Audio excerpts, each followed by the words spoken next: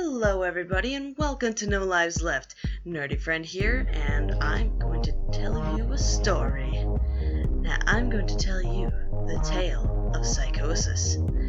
I just found this story on the internet one day and I thought I'd share it with you, but I'm going to do something a little different from what I normally do. I read this story ahead of time, but as tradition I reserved my judgment till the end, and I have decided to reenact the story with my artistic interpretation. So without further ado, let's dig into this pasta. Psychosis. Sunday. I'm not sure why I'm writing this down on paper and not on my computer. I guess I've just noticed some odd things. It's not that I don't trust the computer, I need to organize my thoughts.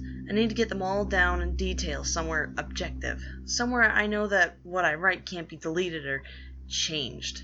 Not that that's happened, it's just everything blurs together here, and the fog of memory lends a strange cast of things. I'm starting to feel cramped in this small apartment. Maybe that's the problem. I just had to go and choose the cheapest apartment, the only one in the basement. The lack of windows down here makes day and night seem to slip by seamlessly. I haven't been out in a few days because I've been working on this programming project so intensively. I suppose I just wanted to get it done. Hours of sitting and staring at the monitor can make anyone feel strange. I know, but I can't think that's it. I'm not sure when I first started to feel like something was odd. I can't even define what it is. Maybe I just haven't talked to anyone in a while. That's the first thing that crept up on me. Everyone I normally talk to online while I program has been idle, or they've simply not logged on at all. My instant messages go unanswered. The last email I got from anyone was from a friend saying that he'd talk to me when he got back from the store, and that was yesterday. I'd call with my cell phone, but reception's terrible down here. Yeah, that's it. I just need to call someone. I'm going to go outside. Well, that didn't work so well. As the tingle of fear fades, I'm feeling a little ridiculous for being scared at all. I looked in the mirror before I went out, but I didn't shave the 2-day stubble I've grown, and I figured I was just going out for a quick cell phone call. I did change my shirt, though, because it was lunchtime, and I guess that I'd run into at least one person I knew. That didn't end up happening. I wish it did. When I went out, I opened the door of my small apartment slowly. A small feeling of apprehension had somehow already lodged itself in me. For some indefinable reason, I chalked it up to having not spoken to anyone but myself for a day or two. I peered down the dingy gray hallway, made dingier by the fact that it was a basement hallway. On one end, a large metal door led to the building's furnace room. It was locked, of course. 2 dreary soda machines stood by it. I bought a soda from it one day when I moved in, but it had a 2-year-old expiration date. I'm fairly sure no one knows those machines are even down here, or my cheap landlady just doesn't care to get them restocked. I closed my door softly and walked in the other direction, taking care not to make a sound. I have no idea why I chose to do that, but it was fun giving in to the strange impulse not to break the droning hum of the soda machines, at least for the moment. I got to the stairwell, and I took the stairs up to the building's front door. I looked down through the heavy door's square window, and received quite a shock. It was definitely not lunchtime. City gloom hung over the dark street outside, and the traffic lights in the intersection in the distance blinked yellow. Dim clouds, purple and black from the glow of the sky, hung overhead. Nothing moved, save for the few sidewalk trees that shifted in the wind. I remember shivering, though it wasn't cold. Maybe it was the wind outside. I could vaguely hear it through the heavy metal door, and I knew it was that unique kind of late-night wind, the kind that was constant, cold, and quiet, save for the rhythmic music it made as it passed through countless unseen tree leaves. I decided not to go outside. Instead, I lifted my cell phone to the door's little window and checked the signal meter. The bars filled up the meter and I smiled. Time to hear someone else's voice. I remember thinking relieved. It was such a strange thing to be afraid of nothing. I shook my head, laughing at myself silently. I hit speed dial for my best friend Amy's number, and I held the phone up to my ear. It rang once, then it stopped. Nothing happened. I listened to silence for a good 20 seconds, then hung up. I frowned, and looked at the signal meter again, still full. I went to dial her number again, but then my phone rang in my head, startling me. I put it up to my ear. "Hello?" I asked immediately, fighting down a small shock at hearing the first spoken voice in days, even if it was my own. I hadn't gotten used to the drowning hum of the building's inner workings, my computer, and the soda machines in the hallway. There was no response to my greeting at first, but then finally a voice came. "Hey," said a clear male voice, obviously at college age, like me. "Who's this?" "Allie," I replied, confused. "Oh, sorry, wrong number," he replied, and then hung up. I lowered the phone slowly and leaned against the thick brick wall of the stairwell. That was strange. I looked at my received calls list, but the number was unfamiliar. Before I could think on it further, the phone rang loudly, shocking me yet again. This time I looked at the caller before I answered. It was another unfamiliar number. This time I held the phone up to my ear but said nothing. I heard nothing but the general background noise of a phone. Then a familiar voice broke my tension. "Allie?" was the single word in Amy's voice. I breathed a sigh of relief. "Hey, it's you," I replied. "Who else would it be?" she responded. "Oh, the number. I'm at a party on 7th Street, and my phone died just as you called me. This is someone else's phone, obviously." "Oh, okay," I said. "Where are you?" she asked. My eyes glanced over the drab, whitewashed cylinder block walls and the heavy metal door with its small window. "I'm at my building," I sighed. "Just feeling cooped up. I didn't realize it was so late." "You should come here," she said, laughing. "Nah, I don't feel like looking for some strange place by myself in the middle of the night," I said, looking out of the window at the silent, windy street that secretly scared me just a tiny bit. "I think I'm just gonna keep working or go to bed." "Nonsense," she replied. "I can come get you. Your building's close to 7th Street, right?" "How drunk are you?" I asked lightheartedly. "You know where I live." "Oh, of course," she said abruptly. "I guess I can't get there by walking, huh?" "You could if you wanted to waste half an hour," I told her. "Right," she said. "Okay, have to go. Good luck with your work." I lowered the phone once more, looking at the numbers flash as the call ended. And then the droning silence suddenly reasserted itself in my ears. The two strange calls in the eerie street outside just drove home my aloneness in the empty stairwell, perhaps from having seen too many scary movies. I had the sudden inexplicable idea that something could look in the door's window and see me, some sort of horrible entity that hovered at the edge of the aloneness, just waiting to creep up on unsuspecting people that strayed too far from other human beings. I knew the fear was irrational, but nobody else was around, so I jumped down the stairs, ran down the hallway into my room, and closed the door swiftly as I could, while still staying silent. Like I said, I feel a little ridiculous for being scared of nothing, and the fear has already faded. Writing this down helps a lot. It makes me realize that nothing's wrong. It filters out half-formed thoughts and fears and leaves only cold, hard facts. It's late. I got a call from a wrong number and Amy's phone died, so she called me back from another number. Nothing strange is happening. Still, there was something a little off about that conversation. I knew it could have just been the alcohol she had, or was it even her that seemed off to me? Or was it... Yes, that was it. I didn't realize it until this moment, writing these things down. I knew writing things would help. She said that she was at a party, but I only heard silence in the background. Of course, that doesn't mean anything in particular. She could have just gone outside and made the call. No, that couldn't be it either. I didn't hear the wind. I need to see if the wind's still blowing. Monday. I forgot to finish writing last night. I'm not sure what I expected to see when I ran up the stairwell and looked out the heavy metal door's window. I'm feeling ridiculous. Last night's fear seemed hazy and unreasonable to me now. I can't wait to go out into the sunlight. I'm going to check my email, shave, shower, and finally get out of here. Wait, I think I heard something. It was thunder. That whole sunlight and fresh air thing didn't happen. I went out to the stairwell and up the stairs only to find disappointment. The heavy metal door's little window showed only flowing water, as torrential rain slammed against it. Only a very dim, gloomy light filtered through the rain, but at least I knew that it was daytime. even if it was gray, sickly, wet. I tried to look out the window and wait for lightning to illuminate the gloom, but the rain was too heavy, and I couldn't make out anything more than a vague, weird shape moving at odd angles in the waves, washing down the window. Disappointed, I turned around, but I didn't want to go back in my room. Instead, I wandered further up the stairs, past the first floor and the second. The stairs ended up at the third floor, the highest floor in the building.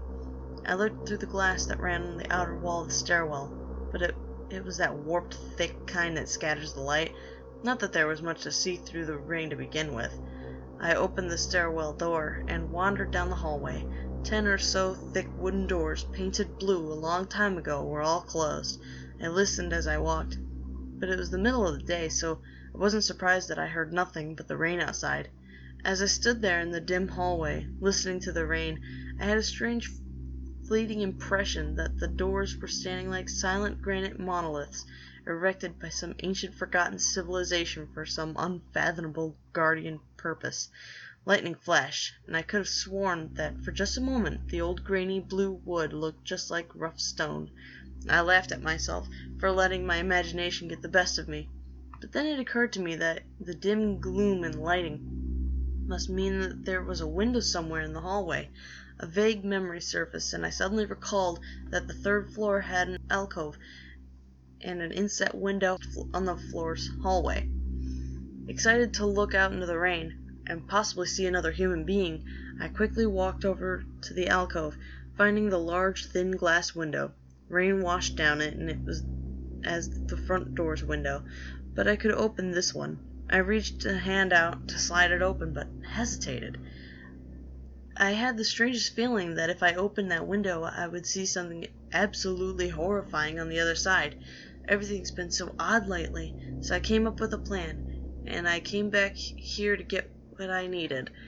I didn't seriously think anything will come of it, but I'm bored, it's raining, and I'm going stir crazy.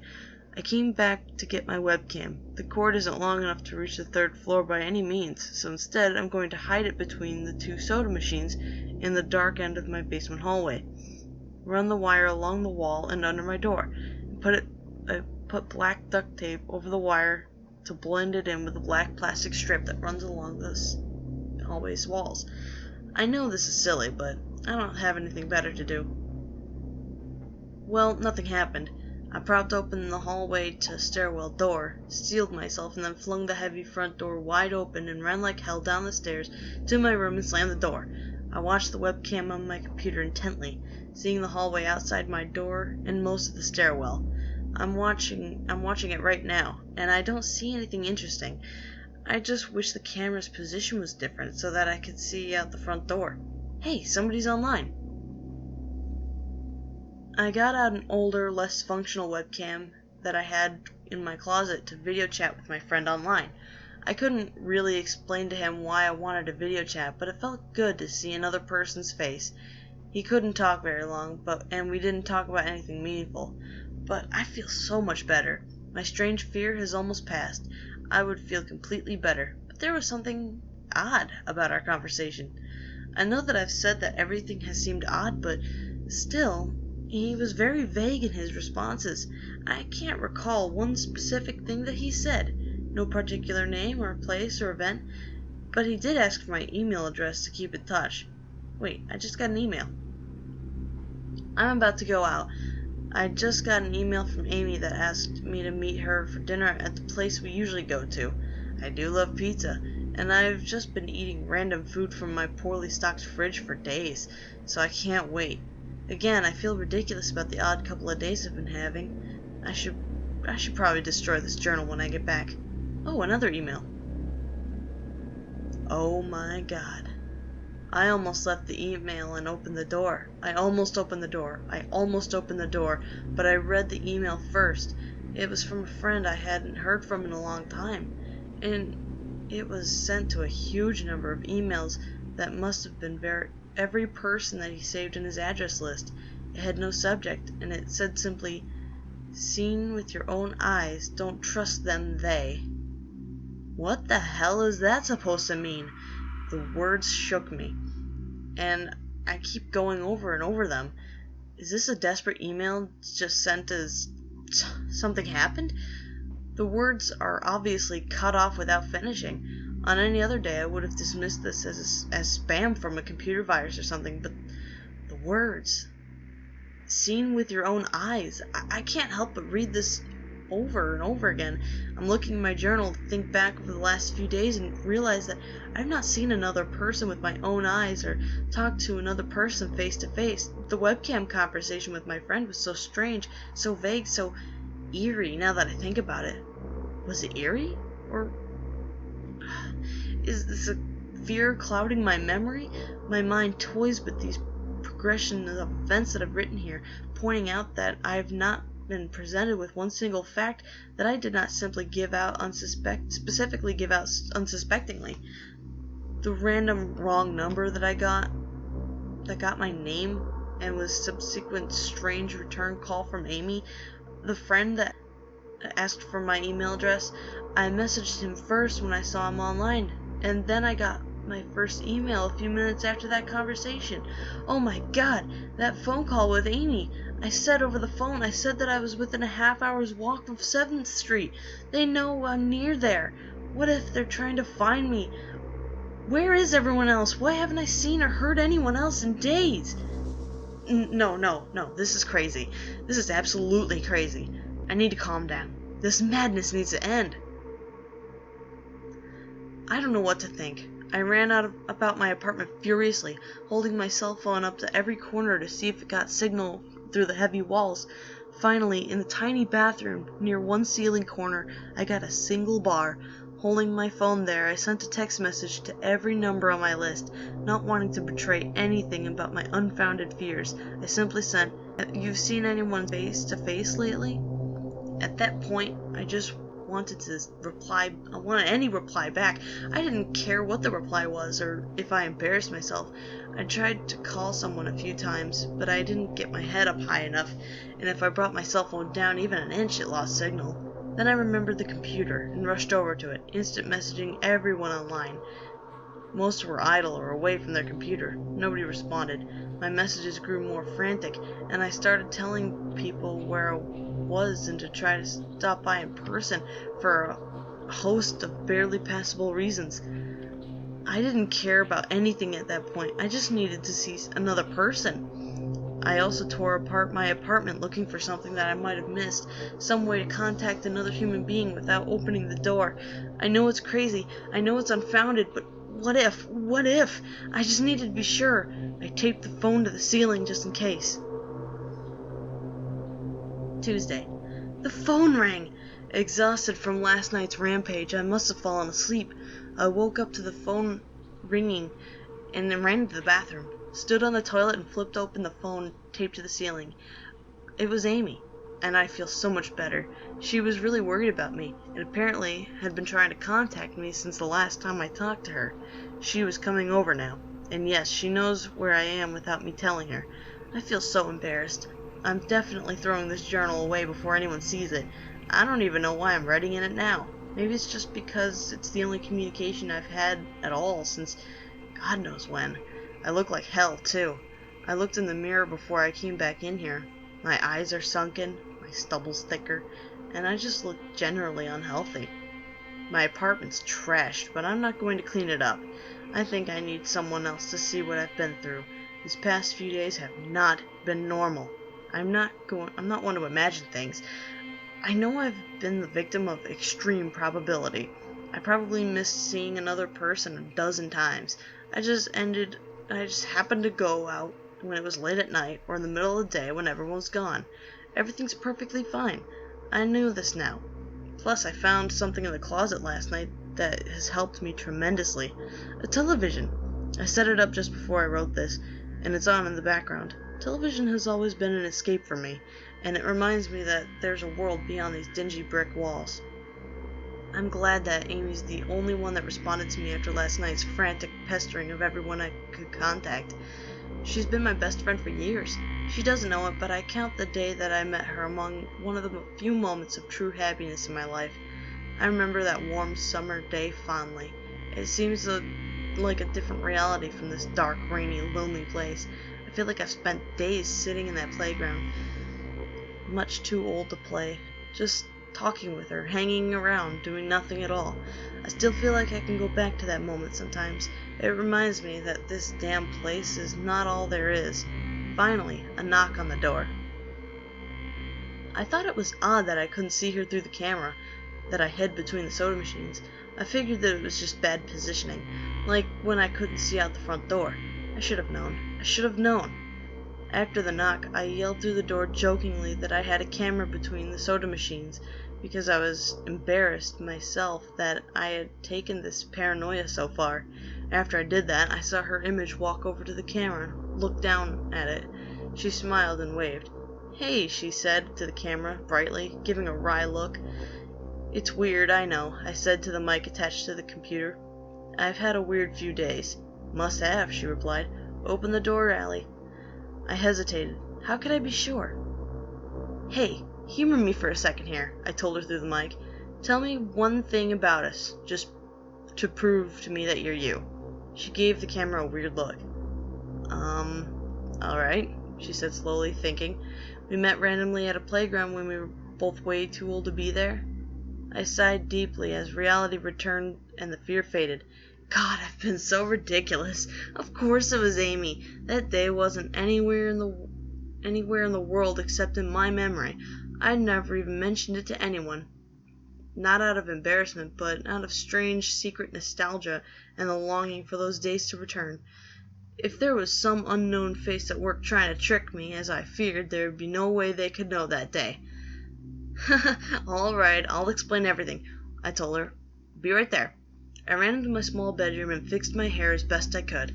I looked like hell, but she would understand. Snickering at my own unbelievable behavior and the mess that I had made of the place, I walked to the door. I put my hand on the doorknob and gave the mess one last look. So ridiculous, I thought. My eyes traced over the half-eaten food laying on the ground, the overflowing trash bin, and the bed I tipped to one side looking for God knows what. I almost turned the doorknob and opened it, but my eyes fell on one last thing. The old webcam, the one I used for that eerily vacant chat with my friend. Its silent black sphere lay haphazardly tossed to the side. Its lens pointed at the table where my journal lay. An overwhelming terror took me as I realized that if something could see through that camera, it would have seen what I wrote about today. I asked her for any one thing about us, and she chose the one thing in the world that I thought they didn't know. But it did. It did know. It could have been watching me the whole time. I didn't open the door. I screamed in uncontrollable terror. I stomped on the old webcam to the floor.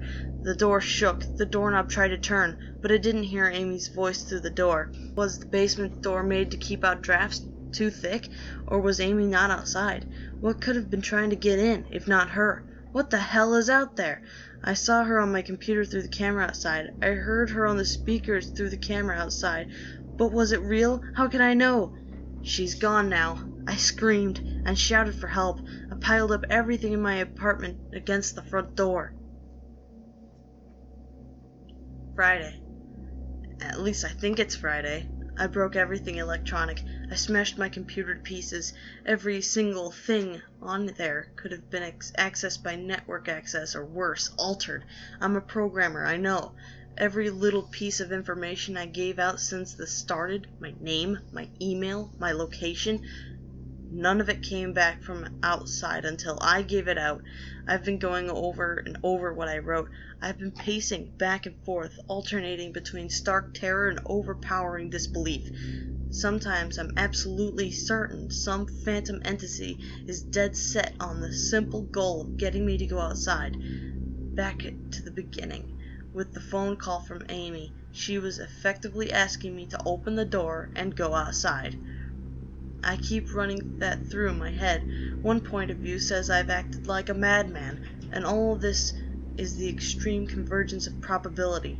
Never going outside at the right time by pure luck. Never seeing another person by pure chance. Getting a random nonsense email from some computer virus at just the right time. The other point of view says that extreme emergence probability is the reason that whatever out there hasn't gotten me already. I keep thinking. I never opened the window on the 3rd floor. I never opened the front door until that incredibly stupid stunt with the hidden camera, after which I ran straight into my room and slammed the door. I hadn't opened my own solid door since I flung open the front door of the building. Whatever's out there, if anything's out there, never made an appearance in the building before I opened the front door. Maybe the reason it wasn't in the building already is because it was elsewhere getting everyone else, and then it waited until I betrayed my existence by trying to call Amy. A call which didn't work, until it called me and asked me my name. Terror literally overwhelms me every time I try to fit in the pieces of this nightmare together. That email, short, cut off. Was it from someone trying to get a word out? Some friendly voice desperately trying to warn me before it came? Seen with my own eyes, don't trust them. Exactly what have I been so suspicious of? It could have been masterful control of all things electronic, practicing its insidious deception to trick me into coming outside. Why can't it get in? It knocked on the door. It must have some kind of solid presence. The door, the images of the doors in the upper hallway's guardian monoliths flashes back into my mind every time I trace this path of thoughts. If there was some phantom entity trying to get me to go outside, maybe it can't get through doors. I kept thinking back over the books I've read or movies that I've seen, trying to generate some explanation for this. Doors have always been such intense foci of human imagination, always seen as wards or portals or special importance, or perhaps the door is just too thick. I know that I couldn't bash through any of these doors in the building, let alone the heavy basement ones. Aside from that, the real question is, why does it even want me? If it just wanted to kill me, it could do any number of ways, including just waiting until I starve to death. But what if it doesn't want to kill me? What if it has some far more horrific fate in store for me? God, what can I do to escape this nightmare? A knock on the door. I told the people on the other side of the door that I need a minute to think and I'll come out. I'm really just writing this down so I can figure out what to do. At least this time I hear their voices. My paranoia, and yes, I recognize I'm being paranoid, has me thinking of all sorts of ways that their voices could be faked electronically. There could be nothing but speakers outside, simulating human voices. Did it really take them 3 days to come to talk to me? Amy is supposedly out there, along with 2 policemen and a psychiatrist. Maybe it took them 3 days to think of what to say to me. The psychiatrist's claim could be pretty convincing. If I decided to think that this has all been just some crazy misunderstanding and not some entity trying to trick me into opening the door. The psychiatrist had an older voice, authoritarian but still caring. I liked it. I'm desperate just to see someone with my own eyes. He said I have something called Psychosis, and I'm one of the nationwide epidemic of thousands of people having breakdowns triggered by a suggestive email that got through somehow. I swear he said got through somehow. I think he means spread throughout the country inexplicably, but I'm incredibly suspicious that the entity slipped up and revealed something. He said I'm part of a wave of emergent behavior, that a lot of other people are having the same problem with the same fears, even though they were never communicated. That neatly explains the strange email about eyes that I got. I didn't get the original triggering email. I got a descendant of it. My friend could have broken down too, and tried to warn everyone he knew against paranoid fears. That's how the problem spreads, the psychiatrist claims. I could have spread it too with my instant messages and texts to everybody I know. Only those people might be melting down right now after being triggered by something I sent them, something they might interpret any way they want. Something like a text saying, "Seen anyone face to face lately?" The psychiatrist told me that he didn't want to lose another one. That people like me are intelligent, and that's our downfall. We draw connections so well that we draw them even when they shouldn't be there. He said it's easy to get caught up in paranoia in our fast-paced world. a constantly changing place where more and more of our interaction is simulated. I have to give him one thing. It's a great explanation. It neatly explains everything. It perfectly explains everything, in fact. I have every reason to shake off this nightmarish fear that something or consciousness being out there that wants me to open the door so it can capture me for some horrible fate worse than death. It would be foolish, after hearing that explanation, to stay in here until I starve to death, or just to spite the entity that might have gotten everyone else. It would be foolish to think that, after hearing that explanation, that I might be one of the last people left alive in an empty world, hiding in my secure basement room, spitting some unthinkable deceptive entity just might be refusing to be captured. It's the perfect explanation for every single strange thing I've seen or heard, and I have every reason in the world to let all my fears go and open the door.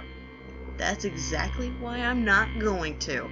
How can I be sure? How can I know that what's real and what's deception? All these damn things with their wires and their signals that originate from some unseen origin, that they're not real. I can't be sure. Signals through a camera, faked video, deceptive phone calls, emails, even the television lying broken on the floor. How can I possibly know it's real? It's just signals, waves, light. The door. It's bashing on the door. It's trying to get in. What insane mechanical contrivance could it be using to simulate the sound of men attacking the heavy wood so well? At least I've finally seen it with my own eyes. There's nothing left in here for it to deceive me with. I've ripped apart everything else. It can't deceive my eyes. Can it? Seen with your own eyes. Don't trust in the... Wait, was that desperate message telling me to trust my eyes? Or warning me about my eyes too? Oh my god, what's the difference between a camera and my eyes? They both turn light into electric signals.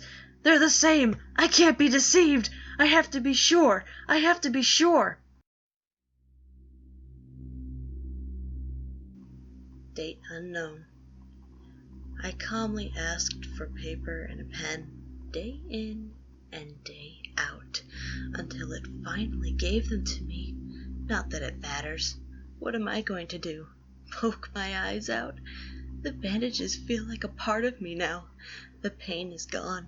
I figure this will be one of my last chances to write legibly, as without my sight to correct mistakes, my hands will slowly forget the motions involved. This is a sort of self-indulgence, this writing. It's a relic of another time, because I'm certain everyone left in the world is dead, or something far worse. I sit against the padded wall day in and day out. The entity brings me food and water. It masks itself as a kind nurse, as an unsympathetic doctor. I think it knows that my hearing has sharpened considerably now that I live in darkness. It fakes conversations in the hallways on the off chance I might overhear. One of the nurses talks about having a baby soon. One of the doctors lost his wife in a car accident. None of it matters. None of this is real. None of it gets to me. Not like she does. That's the worst part. The part I almost can't handle. The thing comes to me, masquerading as Amy. Its recreation is perfect. It sounds exactly like Amy, feels exactly like her. It even produces a reasonable facsimile of tears that makes me feel on the side of its lifelike cheeks. When it first dragged me here, it told me all the things I wanted to hear. It told me that she loved me, that she had always loved me, that it didn't understand why I did this, that we could still have a life together, if only I would stop insisting that I was being deceived. It wanted me to believe. No, it needed me to believe that she was real. I almost fell for it. I really did. I doubted myself for the longest time. In the end, though, it was all too perfect, too flawless, too real. The false Amy used to come by every day, and then every week, and then finally stopped coming altogether. But I don't think the entity will give up. Oh no, I think the waiting game is just another one of its gambits. I will resist it to the rest of my life if I have to. I don't know what happened to the rest of the world, but I do know that this thing needs me to fall for its deceptions. If it needs that, then maybe, just maybe, I am a thorn in its agenda. Maybe Amy is still alive out there somewhere, kept alive only by my will to resist the deceiver.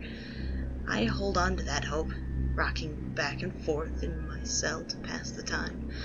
I will never give in. I'll never break. I am a hero. The doctor read the paper that the patient had scribbled on. It was barely readable, written in the shaky script of one who could not see. He wanted to smile at the woman's steadfast resolve, a reminder of the human will to survive, but he knew that the patient was completely delusional. After all, a sane man would have fallen for the deception long ago. The doctor wanted to smile. He wanted to whisper words of encouragement to the delusional woman. He wanted to scream, but the nerve filaments wrapped around his head and into his eyes made him do otherwise. His body walked to the cell like a puppet and told the patient once more that he was wrong and that there was nobody trying to deceive him.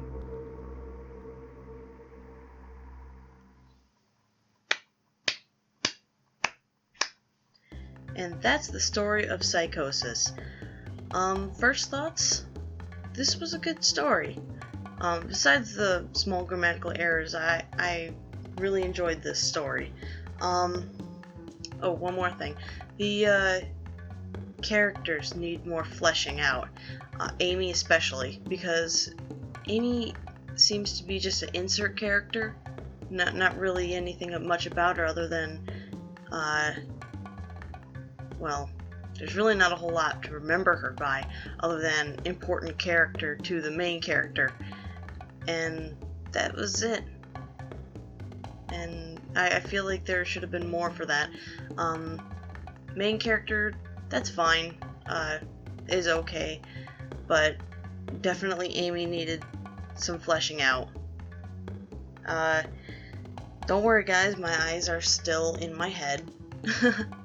I know, lame joke, but yeah, this story was pretty compelling. Gives you a lot to think about, I suppose. I like how the story kind of goes from, like, main character has a little bit of irrational paranoia down to full-blown insanity, and then it turned out right at the little twist at the end. I like this, that it just twists right at the end saying, actually, this person wasn't actually all that crazy.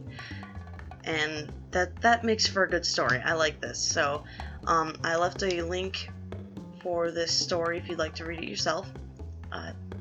And if you like what you saw, hit the like button. Thank you very much for watching. Subscribe to this channel for more stuff. And let me know what you think about this in the comments below.